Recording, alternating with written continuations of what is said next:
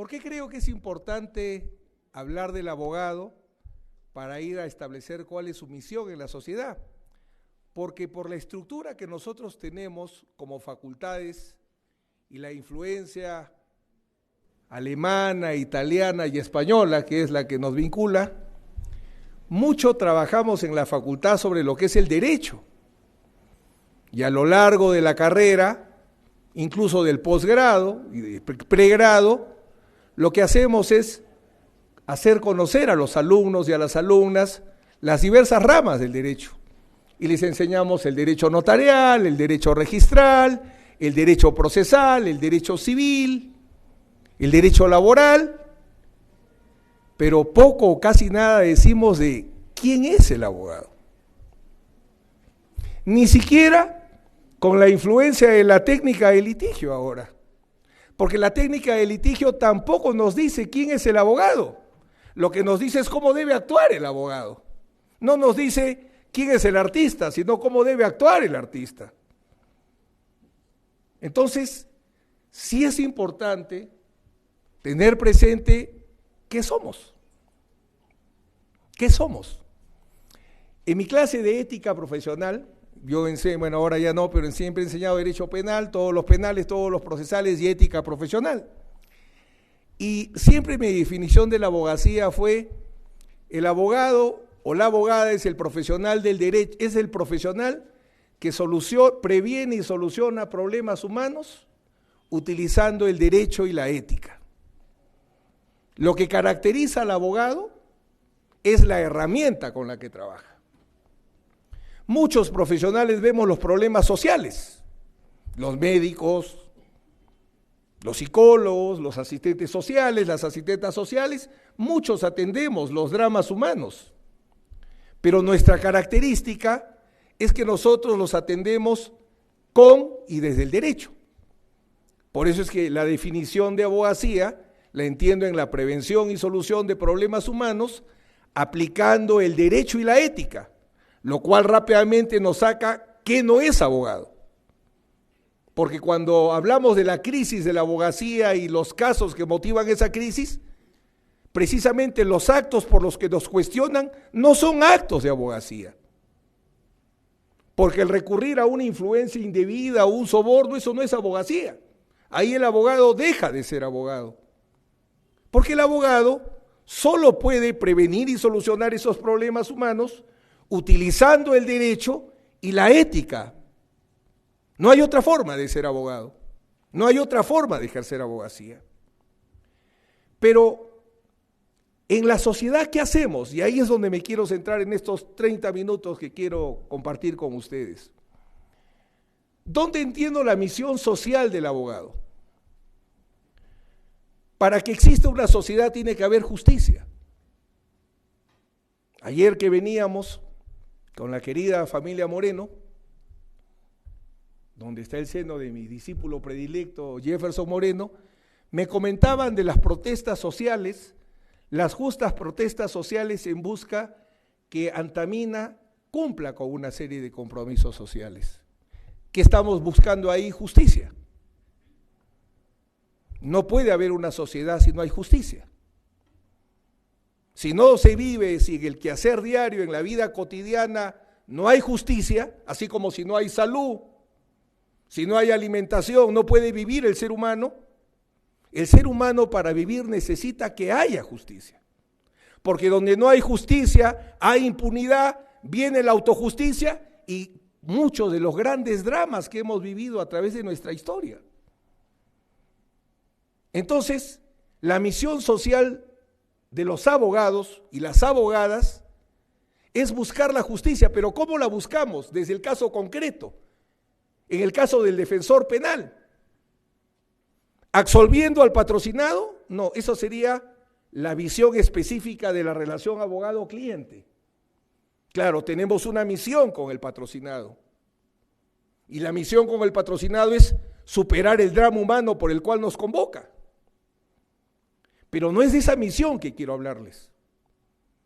Es la misión que el abogado tiene con la sociedad. Y la misión que el abogado tiene con la sociedad es contribuir a que el sistema de administración de justicia funcione. O sea, no solo puedo yo dedicarme en una defensa a pensar cómo hago para que absuelvan a un patrocinado o le reduzcan la pena, sino que en cada defensa lo que tengo que evaluar es, este caso concreto, cómo está el sistema. El primer gran reto.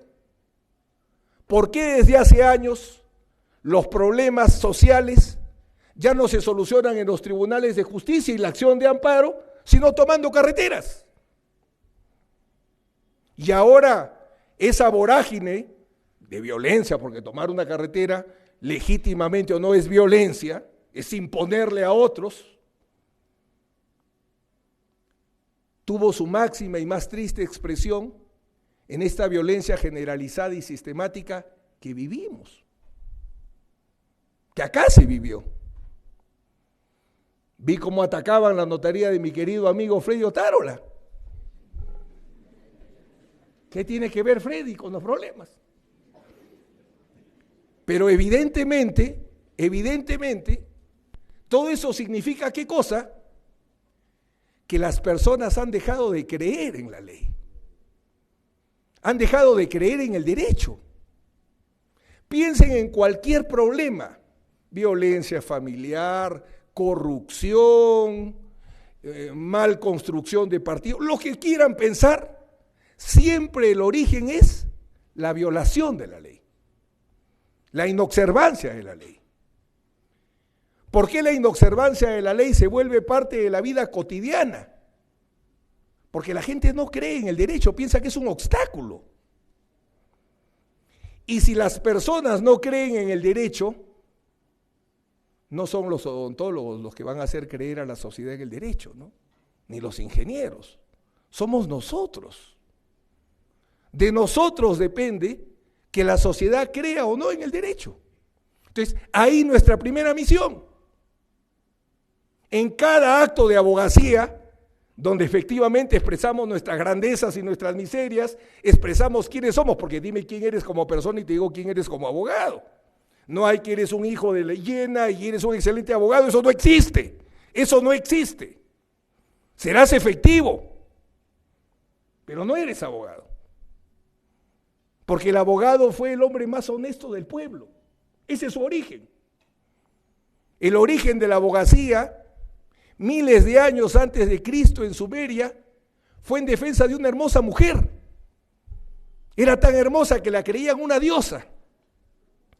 Pero la bandida no le hacía caso a nadie. No le hacía caso a los poderosos, no le hacía caso a los políticos, a los millonarios, a los sabios, a los sacerdotes. Entonces, ¿qué dicen estos avesados? La vamos a acusar que es una bruja. Y la procesan a la pobre por bruja. Y la pobre, sola contra el pueblo, no sabía cómo defenderse. Entonces surge la idea, es necesario alguien que abogue por ella, alguien que la defienda. ¿A quién buscamos? ¿Al mejor orador? No. ¿Al más influyente? Tampoco. Al hombre más honesto del pueblo. ¿Por qué? Porque como es honesto le van a creer lo que diga. Esa es nuestra esencia. Entonces, esa misión social del abogado tiene un primer gran reto en una cultura de ilegalidad, como suelo llamar. En sociología le dicen anomia. Hay una cultura de ilegalidad porque los actos de la vida cotidiana se vuelven normalmente de inobservancia de la ley, no de cumplimiento de la ley. Si se cumplieran las normas que regulan el mantenimiento de las carreteras, no tendríamos la entrada que tenemos. Entonces la ley se tiene que cumplir. Y vuelvo a señalar, los únicos que pueden hacer cumplir la ley somos nosotros. Porque nosotros somos los que vamos a dar lo que Yering decía, la fe en el derecho. Hay que tener fe en el derecho. Pero permítanme ir más en concreto. Ya esa es la gran misión de todos los abogados. Pero ¿cuál es la misión específica tuya cuando asumes una defensa? A mí me tocó debutar en la justicia antiterrorista. La justicia antiterrorista era una demoledora de condenas. Todo que iba a juicio era condenado. Y yo tenía que defender médicos y abogados y todas las mujeres que no tenían cómo hacer una defensa en el penal de mujeres.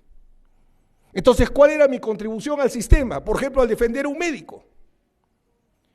Los jueces pensaban que los médicos debían dejar morir a los terroristas y que si un médico curaba a un terrorista, era un terrorista. Entonces, ¿qué hago? Traigo la Convención de Viena, traigo el derecho humanitario para explicar que un médico no ve enemigos, sino ve pacientes. Y ponía el ejemplo, seguramente el piloto del avión que tiró la bomba atómica en Nagasaki, no Nagasaki, Nagasaki soy yo, Nagasaki es la ciudad. En Nagasaki y en Hiroshima, imagínense ese sobreviviente, ese capitán de la Fuerza Aérea de Estados Unidos, y mientras que él se levanta por un lado, de otro lado de los escombros sale un médico japonés. ¿Qué debía hacer el médico japonés al ver al piloto que acababa de tirar la bomba atómica? Matarlo, curarlo, curarlo. Porque eso dice las convenciones de Ginebra. Entonces, ¿cuál fue mi aporte al sistema? Traer las convenciones de Ginebra, el derecho internacional humanitario y hacer entender a los jueces cómo un médico mira, en este caso, a un terrorista. No es terrorista porque cura.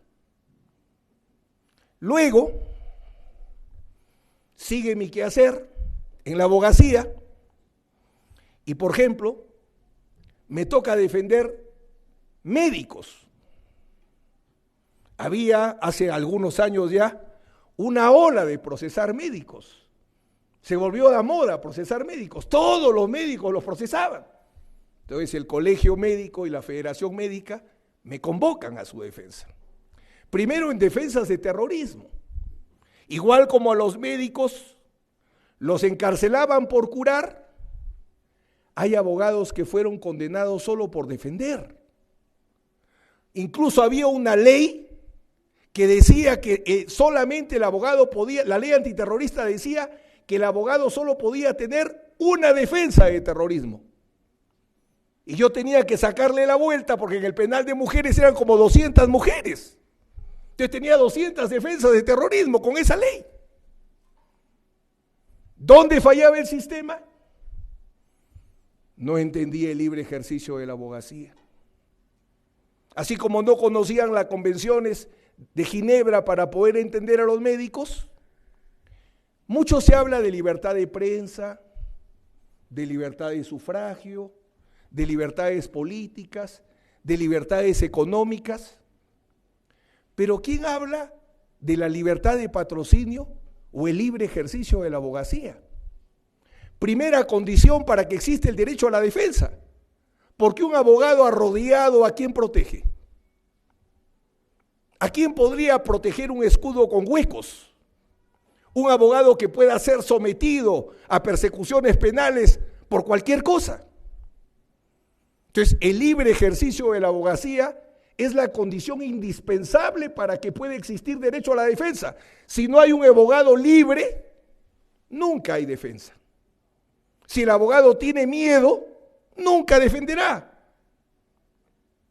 Entonces, había que explicar en los tribunales sin rostro que era el libre ejercicio de la abogacía.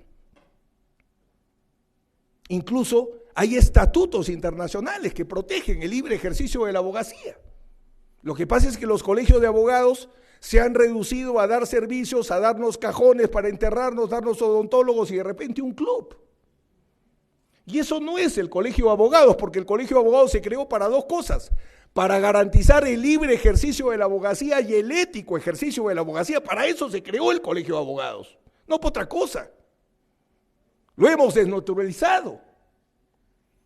Entonces, en ese segundo tema, la misión social es lograr que el sistema funcione. ¿Cómo?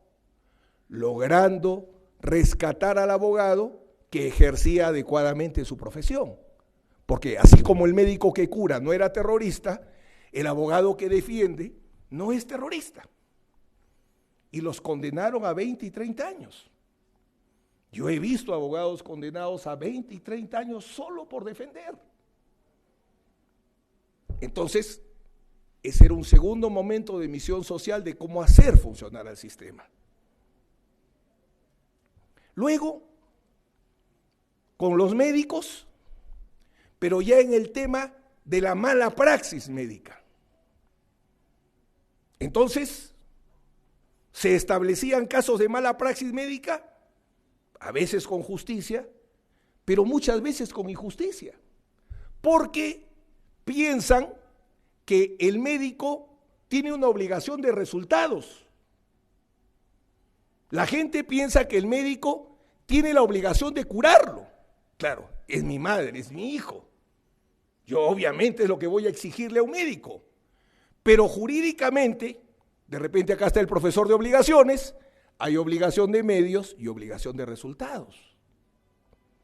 Y los profesionales, como el médico y el abogado, no tenemos obligación de resultados, sino tenemos obligación de médicos. El cirujano no tiene la obligación de salvar a la persona en el quirófano, tiene la obligación de utilizar todos los medios que la ciencia le exige y la realidad le permite.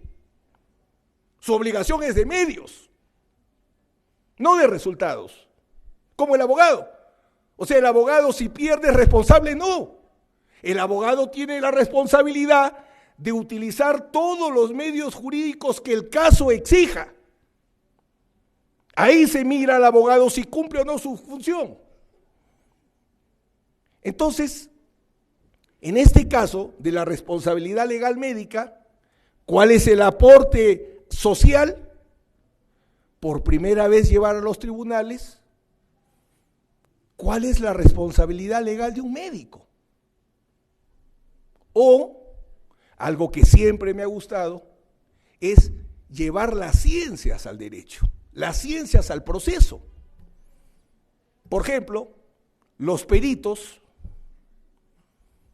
yo empecé a ejercer la abogacía en Chiclayo, los médicos legistas eran lo más trafero que ustedes puedan imaginarse que existía. Entonces, estos dos bandidos, el primero era un felón completo. ¿Qué hacía este hombre? Era un caso de violación sexual donde la testigo era una chica que sufría de retardo mental, según el médico legista. Había que determinar si realmente lo sufría y qué grado.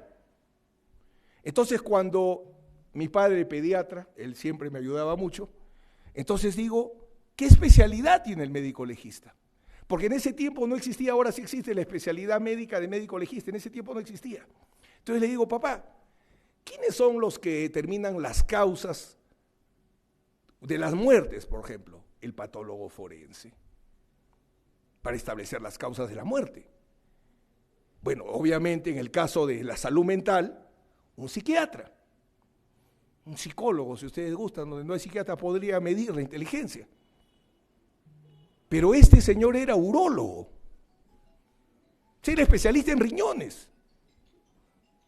Entonces, cuando voy al tribunal, empiezo a buscar cuál era su especialidad.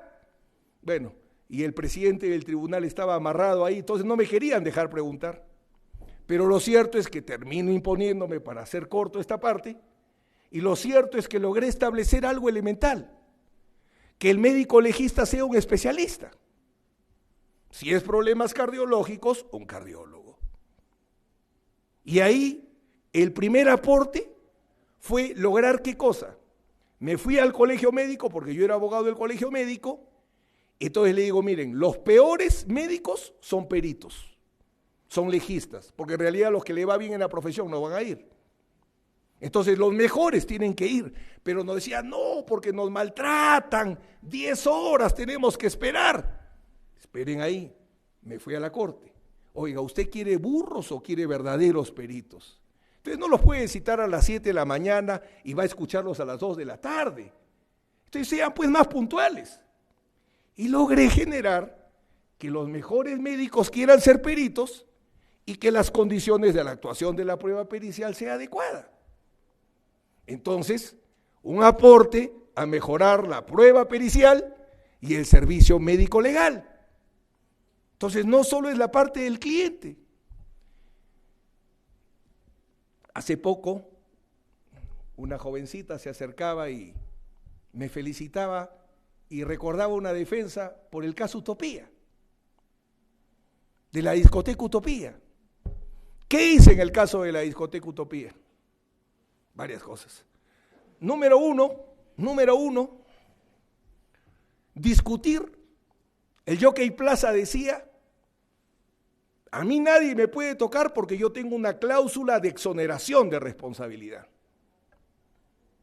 Pero, qué simpática que era esa cláusula. El Jockey Plaza no tenía ninguna responsabilidad, pero de acuerdo al reglamento mantenía el poder de aprobar el anteproyecto, de supervisar la ejecución del proyecto, de autorizar el funcionamiento y de verificar que el sistema de contraincendios de la tienda o el establecimiento comercial esté conectado con el sistema contraincendios de todo el mall. Entonces digo, esa cláusula de responsabilidad de exoneración es nula, porque no puede ser una cláusula de impunidad. Tú te exoneras y te vas, pero no, me quedo, yo voy a jugar el partido, pero a mí no me pueden cobrar FAU. Sería imposible. Y lo discutí en un proceso civil contra el doctor Avendaño y el doctor Mejorada. Las dos estrellas de derechos reales. Me anulé la cláusula. Primer temita para el sistema.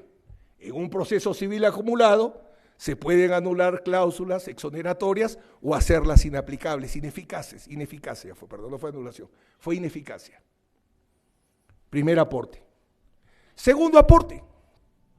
Decía el jockey que no podían ser responsabilidad por hecho ajeno, porque no había procesados del jockey. Entonces nuevamente voy al derecho civil, si me están siguiendo, los estudiantes sobre todo, porque si están creyendo que para ser penalistas solo hay que saber derecho penal, estamos muertos. Estamos muertos, es como solo saber qué es el ojo. Soy médico y solo sé qué es el ojo y no sé qué es la oreja. Es imposible. Entonces, primero para la ineficacia de la cláusula, tuve que ir a acto jurídico y a derecho contractual. Y luego era discutir la responsabilidad por hecho ajeno. Y la responsabilidad por hecho ajeno, lo que se creó, se estableció por primera vez, no es cuando hay una vinculación laboral, que es lo que sostenía el jockey, sino cuando hay una relación de dominio de facto. Si yo soy el que controlo la supervisión de la obra, son mis subordinados. Y por tanto yo soy responsable por el no control. Entonces el jockey fue incorporado como tercero civil responsable. Segundo tema. Tercer tema. ¿Fue homicidio doloso, fue homicidio culposo? Y fue una muy larga discusión. Me llenaban de informes de Alemania, Australia, hasta canguros hacían informes, tratando de decir que era culposo, y logramos establecer que no, que el dolo no solo es matar queriendo, sino también matar sabiendo, que esa es la desgracia de los empresarios del jockey. Alguien les engañó que dolo solo es cuando matas queriendo, y decían, no, yo no quiero matar. Yo también digo, tú no has querido matar a nadie. El problema no es si tú querías, el problema es si tú sabías que si había un incendio la gente se iba a morir porque no había sistema de seguridad contra incendios. Por eso era doloso. Y se da un concepto de dolo, el dolo eventual, que había estado tanto en la doctrina, porque no logré que acepten el cuasidolo, que es el dolo de la omisión, ¿no? A eso no lo logré.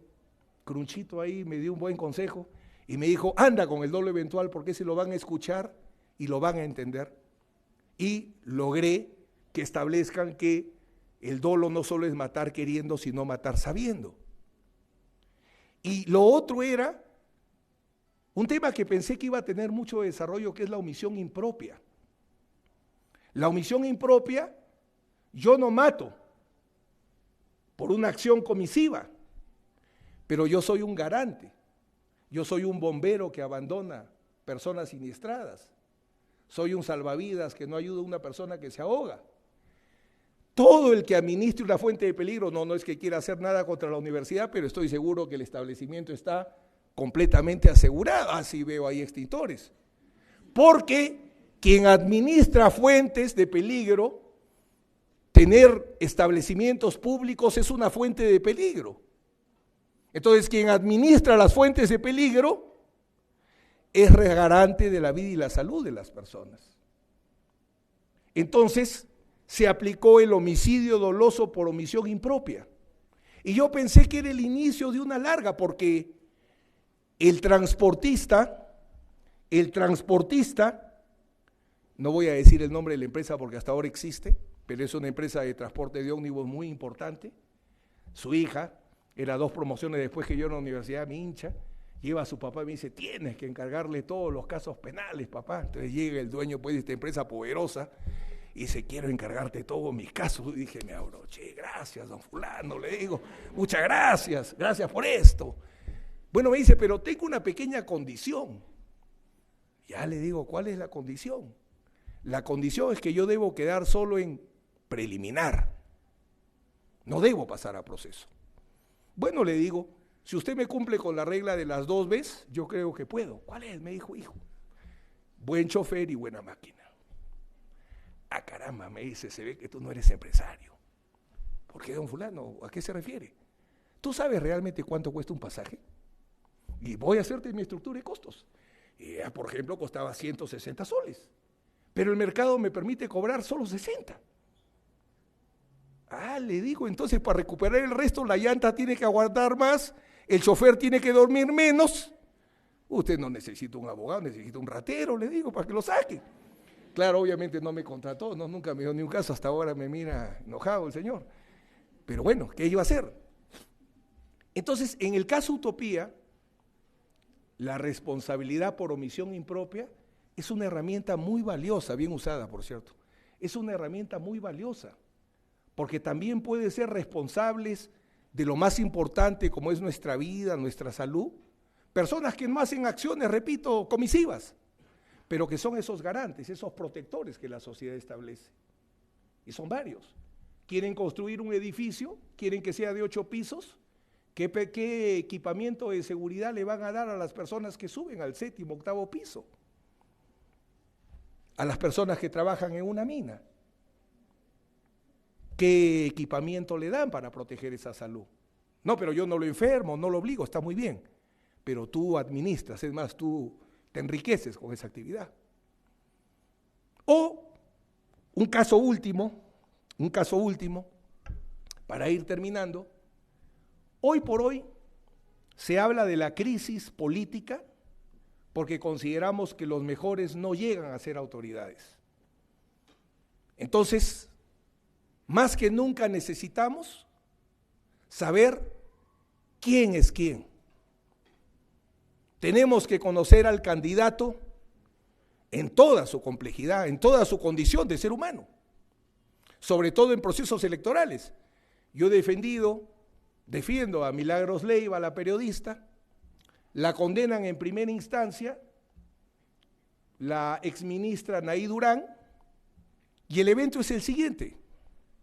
Segunda vuelta electoral, todos hasta por gusto conocían a Keiko Fujimori, la candidata, nadie sabía quién era el candidato Pedro Castillo, entonces se empiezan a dedicar a ver quién era. Y si ustedes recuerdan, el cuestionamiento principal que había era que se sostenía que no había un deslinde con las organizaciones terroristas. Ese era el cuestionamiento. Entonces, lo que hace Milagros Leiva es un reportaje, porque Anaí Durán en la segunda vuelta hace alianza, Perú Libre hace alianza con el partido de Verónica Mendoza, y Anaí Durán pasa a ser jefa del plan de gobierno. Entonces, siendo jefa del plan de gobierno, se convierte política y jefe del plan de gobierno, probable premier, es un personaje público. Y estamos en contexto de proceso electoral segunda vuelta. Entonces, ¿cuál es el reportaje? Primer hecho, fue casada con un condenado del MRTA. No la hace terrorista, pero es un hecho. Eso iba diciendo la periodista. Segundo hecho, su tesis. Y su tesis se la dedica ya una loa a la actividad. ¿Qué hace el MRTA? Y tú que sufres una injusta carcelería por tu lucha por el pueblo. Segundo evento. Tercer evento. Ahora que Polay se ha puesto de moda ayer. Una carta que firman algunas personas donde dicen: los presos de la base naval son presos políticos, sociales, o sea, toda la cúpula de Sendero Luminoso y toda la cúpula del MRTA eran delincuentes políticos sociales. Cuarto evento, se presenta participa en la presentación de un libro en el Virrey y el contenido del libro otra justificación a las actividades del MRTA. Entonces, sobre esos 4 hechos dice, tienes que deslindar. Pero dice, me has dicho terruca, me estás terruqueando. Y la condenan en primera instancia. Entonces, ¿cuál es el aporte? Sostener que el periodista no solo tiene la libertad, sino tiene el deber de hacer conocer a la población quién es el candidato en toda su integridad íntima y pública. Y mientras más alto el cargo que aspire, más tiene que dejarse conocer. Entonces, ¿dónde estaba el punto central ahí? Si hoy día se critica que la institucionalidad no tiene filtros adecuados, yo les pregunto, hoy día, ¿cómo conocemos a un candidato? ¿Qué es lo que nos hace conocer a un candidato? ¿La OMPE? ¿De repente alguna ONG que se dedique a estos temas? No. Es como los casos de corrupción. A mí me tienen muerto con las filtraciones periodísticas, pero hay algo que yo no puedo desconocer. Los casos de corrupción más importantes no los revela la Contraloría General de la República, ¿no? Ni la policía. La prensa, con todos sus problemas, así como los abogados tenemos problemas. Entonces, había que proteger ese espacio. Había que lograr que el tribunal reconozca que el periodista tiene una libertad de expresión cualificada, protegida en contextos de procesos electorales. Y eso acaba de sacar un tribunal que ha anulado la condena y la ha absuelto. Entonces, amigas y amigos, en la defensa, por cierto, nuestro patrocinado, pero no solo tenemos una responsabilidad como inicio o término respecto de ese patrocinado. Nosotros tenemos una responsabilidad con la sociedad como tiene responsabilidad el pez con el agua. Si el agua está sucia, el pez muere. El pez tiene que cuidar su agua. Nosotros tenemos que cuidar la sociedad porque solo en sociedad nos realizamos. Entonces, la misión social del abogado en cada caso concreto es, en esta defensa que tengo, en esta defensa donde yo discuto la protección de la ecología o discuto un régimen tributario, tengo que analizar si está funcionando el sistema o no en ese problema que me convoca a ser como abogado, y ese problema tengo que ayudar a solucionarlo. O sea, tengo que darle una solución a mi patrocinado o luchar por la solución de mi patrocinado, pero también luchar por darle una solución a la sociedad. Cada defensa tiene que significar el mejoramiento del sistema. Jefferson alguna vez decía que a veces era bueno escucharme porque era la jurisprudencia de mañana. Bueno, de eso se trata. Y por eso es que muchas veces no me dan la razón porque soy el pionero, pues soy el primero. Soy el único que ha defendido 3 presidentes de la República en la historia de este país. Entonces, ¿quién me enseñó a defender presidentes? Nadie. Pues en la universidad, ¿quién enseña a defender presidentes? Nadie. Todo lo tuve que aprender solito. Casi todo lo que sé lo tuve que aprender. Obviamente no lo inventé, tuve que estudiarlo. Por eso el primer mandamiento del abogado no es ser hablador, estudia. No ese es el primer mandamiento, no seas hablador, al revés.